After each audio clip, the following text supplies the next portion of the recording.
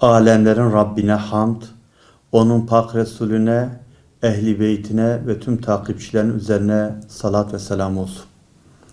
Ey Resulüm, şüphesiz ki sen yüce bir ahlak üzeresin. Bizleri alemlere rahmet olarak gönderilen son peygambere ümmet kılan Allah'a hamdolsun.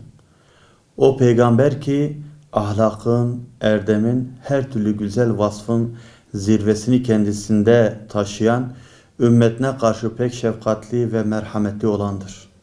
O şanlı peygamberin örnekliği terk edildiğinden beri dünya nice buhranlar yaşadı. Nice toplumlar maddi manevi çöküşler yaşadı. Yeryüzünün halifesi olarak yaratılan insan yeryüzünü fesada uğrattı. Güçlüler zayıfı ezdi, hak ve adalet kayboldu. Kin, nefret ve düşmanlıklar yeryüzünde hakim oldu. Bu olumsuzluklara rağmen bize düşen, hakkıyla ona iman edip, yeryüzünü tekrar İslam güneşiyle aydınlatmak, hak ve adaleti hakim kılma çabası içinde olmaktır. Hiç şüphesiz hak ve adalet rehberi Hz. Muhammed Mustafa sallallahu aleyhi ve sellem'dir. Yeryüzü şeriat-ı Muhammedi güneşiyle aydınlanır. İnsanlık ancak bu vesileyle huzur ve güvene kavuşur. Bizler Peygamber Sevdaları Vakfı olarak biliyoruz ki problemlerimizin en güzel ve doğru çözümü kurtuluşumuzun reçetesi ondadır. O halde tüm insanlığa bu reçeteyi sunmak için gayret etmeyi boynumuzun borcu olarak görüyor ve kendimizi insanlık için sorumlu addediyoruz. Bu sorumluluk gereğince Peygamber Sevdaları Vakfı olarak birçok çalışma ve etkinliğin yanı sıra her yıl Türkiye geneli ödüllü yer yarışması düzenlemekteyiz.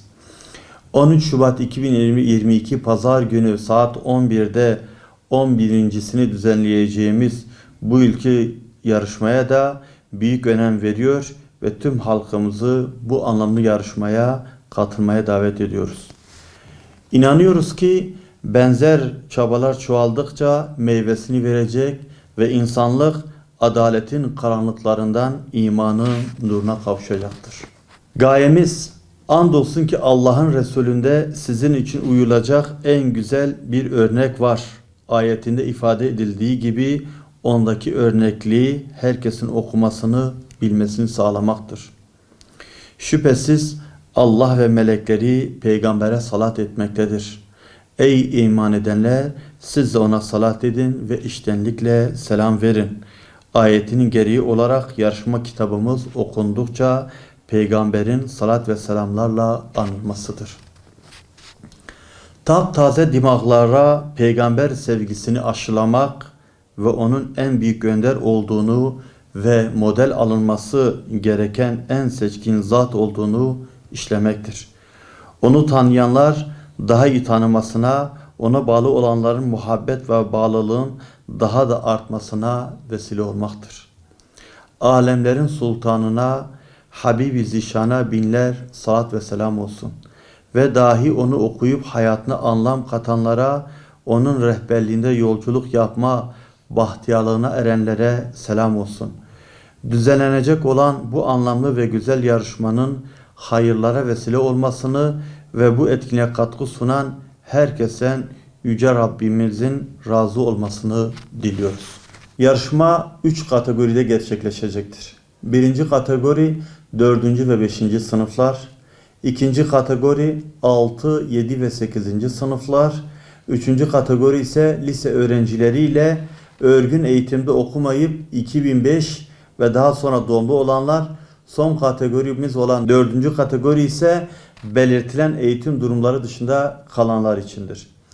Bu yılki yarışmamızın kitapları 1. ve 2. kategori için Peygamber Sevdaları Komisyonunca hazırlanan Semere Yayıncılık'tan çıkan Hz. Muhammed'in hayatı, 3. ve 4. kategori kitabımız ise Adnan Akgünül hocamızın Semere Yayıncılık'tan çıkan Hz. Muhammed sallallahu aleyhi ve sellem adlı kitapları olacaktır.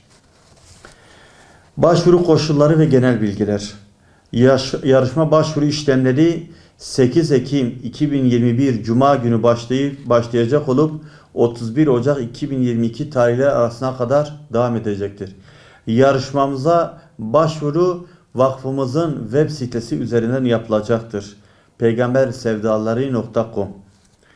Yarışmanın yapılacağı yerler ve yarışma saati.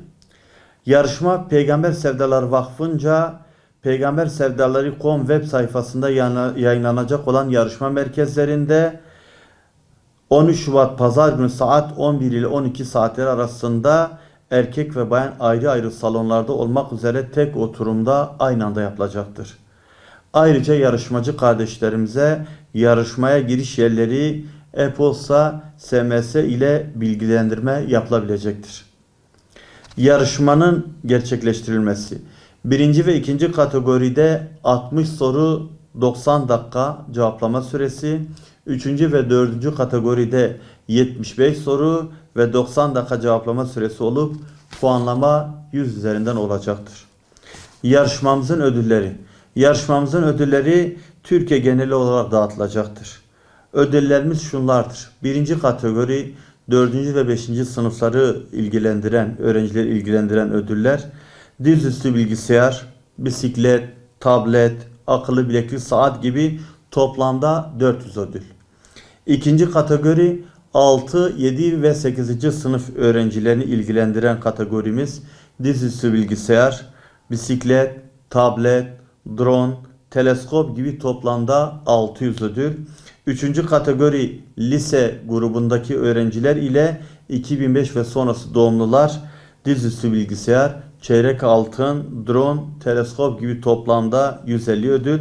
Dördüncü kategori bu belirttiğimiz eğitim durumları dışındakiler ile ilgili olarak dizüstü bilgisayar, yarım altın, çeyrek altın, kol saati gibi toplamda 150 ödül olacaktır.